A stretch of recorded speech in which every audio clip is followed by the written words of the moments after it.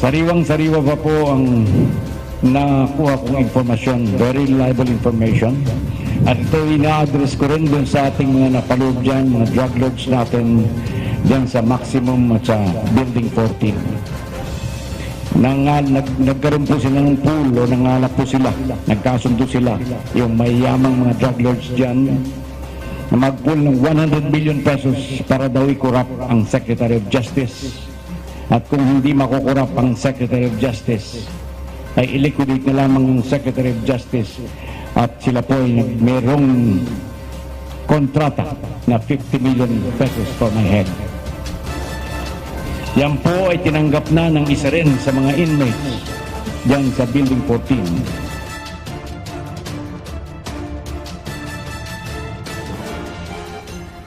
Let's get it on. Huh? Or bring it on. Sabihan mo sila. Dito lang ako naghintay. Anytime, anywhere. Sir, hindi... Patayan sa drugs. Patayan talaga ito sa drugs. So, mga drug lord dyan, humanda na kayo at talagang sasagasaan ko kayo. Hindi na nila ako kailangan takutin dahil matagal nang naubos yung takot ko. Wala na akong takot na naiwan. Ang naiwan na lang sa akin is tapang.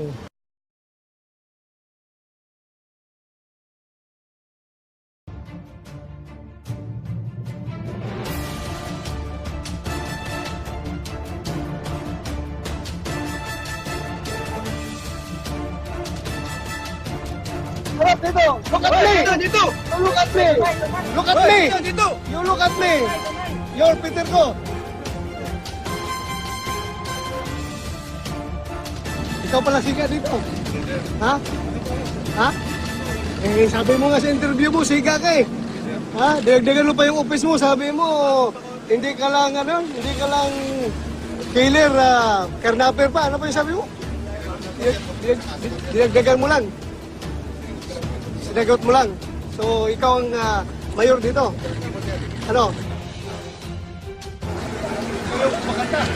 Yes po, sir. Talagang kwenta.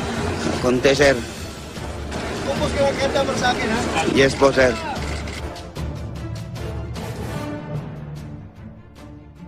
Peter ko, tinuna nga mo na hari-hari sa drugs dire. Sir. Tinuna? Hindi na. So, mangka ka na maulam ang kabuta, magkaka. Yes, sir. Ah, si hari-hari sa drugs? Ah.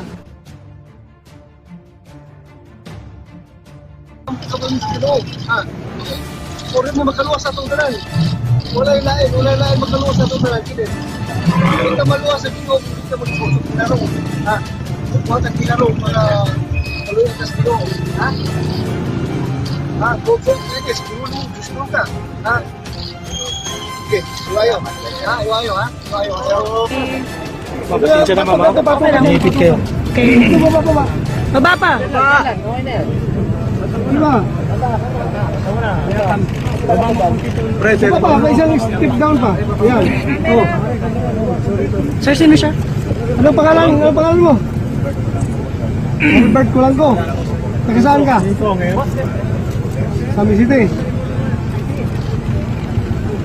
Ikaw yung kumakanta. Ha? Magaling ka kumanta. Pusong bato. Kumpos ka ng kanta para sa akin, ha? Kumpusan mo kanta. Kumpusan mo kanta. Thank you. Ilan ba sila nandiyan sa loob? Ilan? 24? Sige, okay. Balik. Jimmy, dito! Sir, kami mo lang si Pasmak. Ikaw pala siga dito. Yes, sir. Ha? Ha? Eh, sabi mo nga sa interview mo, siga ka eh.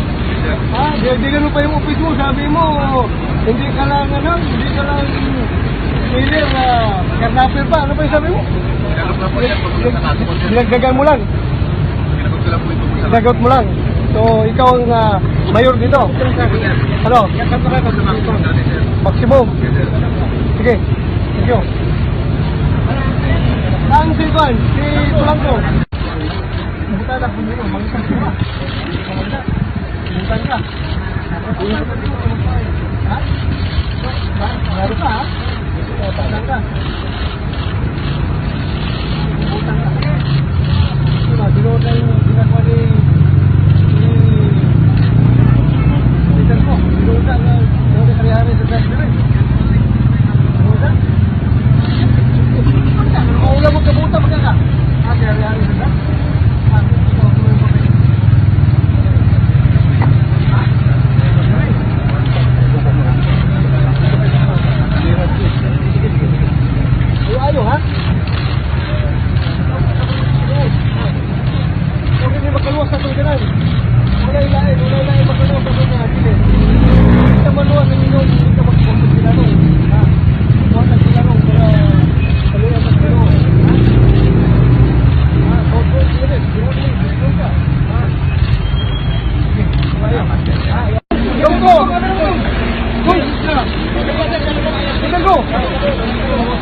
Harapin mo dito. Dito.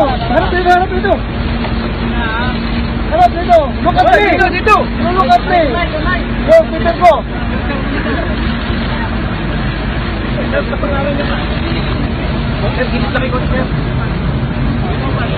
Hindi Jimmy sa kanya, yan?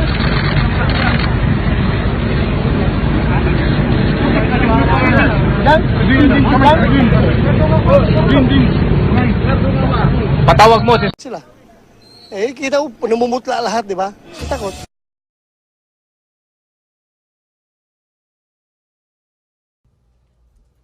Secretary, good evening. Good evening, Dex. Sir, the new Bilibid prison is under the watch of the Bureau of Corrections, which is under the Department of Justice. What will be the action of the DOJ now that two of the triads, Peter Ko and Colanco, are detained inside the NBP? Well, we have been preparing for the big one, what we shall do in connection with to stop the drug transaction inside the New Bilibid prison. Actually, what happened this afternoon, including the charge that was given to us, validates what I've been saying long time ago, that 75% of the drug trades all over the country is being cooked or transacted inside the New Bilibid prison. May mga hakbang po ba na limitahan yung kanilang kilos doon sa loob o nailipat na po ba sila doon sa bagong gusali na na-renovate? No, but as I've told you before, we are considering of about doing three things in connection with the locating these inmates. We could let them remain inside Building 14. We could transfer them to Tanay. We could transfer them to ISAP. But of course, in the long run, we are also contemplating of even transferring them to Carvalho Island or to an island in Palawan. This is seriously considered where there are no cell phone signals. You know that, and I was validated again, that without the cell phones, no transaction whatsoever will be done inside the New Bilibid prisons by this drug lodge. Okay. Joseph Morong. Sir, clarification. I think si Peter Ko, I don't know about Colanco, they've been transferred to Bilibid, Building 14. That's right, that's right.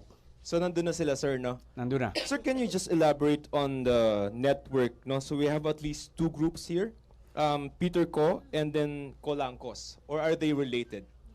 Well, the two of them are both in Building 14. So, if it seems that Colanco is not a member of the triad per the chart, is that not correct? It was only Peter Lim who is not in detention and who is going in and out of the country that is a member of the triad. But we are going to stop them. I assure you, we have a plan already on hand. We are just waiting for the appointment or the designation of the Bucor director. And how are we able to say that General Garbo is the protector? I'm sorry because it was reported by the Philippine National Police, and I was not privy to the making of the chart. So how about the other four? How about? How about the other four generals? Where do we situate them in I am this not graph? privy as to where the president got his information, but I'm sure that the president, we have faith in him, and he will not be announcing anything as grave as that if he has no evidence to back them up. Okay, any more questions? No more questions. Benji Liwanag of DZBB. Sir, good evening. Sir, confirm ko lang, ano na po yung susunod na gagawin ng Department of Justice? Any word coming from the President telling you about this matter? He is 100% behind us. General Bato de la Rosa is 100% behind us. As a matter of fact, he has already made arrangement with the SAF, who will be the ones taking over the prison guards, etc., employees, so that the old guards and the employees could be taken out for retraining and re-education. This is as soon as possible, or tonight, or As soon as possible. okay. Thank you. Joseph, and then Dexter. Sir, pasensya na. Si General Garbo is retired, no? So obviously NAPOLCOM can't run after him. Is the DOJ going to run after him based on the information that was received by the PNP? In terms of criminal liability, sir? What is what's to be expected is that if there is any complaint against these police officers, whether retired or not, the Department of Justice will act on them. On those information, we are going to conduct the necessary investigation, assign these cases to the different prosecutors for preliminary investigation. Based on this, will there be any complainants? And who? There could be. A public official could be a complainant. A private president? person could be a complainant. The or president? could be a witness. How about the president? The president will not dip his hands on this. Because Dexter? Secretary, kailan pa nag-operate itong triad na ito? Based dun sa sources natin. ang tingin namin matagal na. But please forgive me because I'm not... I do not have any hand in the preparation of this chart. Na banggit din po ba ng ating mga sources kung itong operation ng triad na ito ay alam ng dating namuno sa Department of Justice o kaya ng DILG? It was not mentioned, but it is not far-fetched that it must be known to some high officials of government. Kung ganun po ba, halimbawa alam ng mga opisyal noon, may pananagutan din po ba sila? If any evidence to that effect will be presented, then that would be, they could be in conspiracy with these people. Because there are some information that many in the high position of government receive monetary consideration because of the protection or partial treatment to some of these drug lords. Can you name those or offices, kung ano mga offices itong mga nakinabang Secretary? It's still premature. Let us do it after we have conducted the raid. Joseph?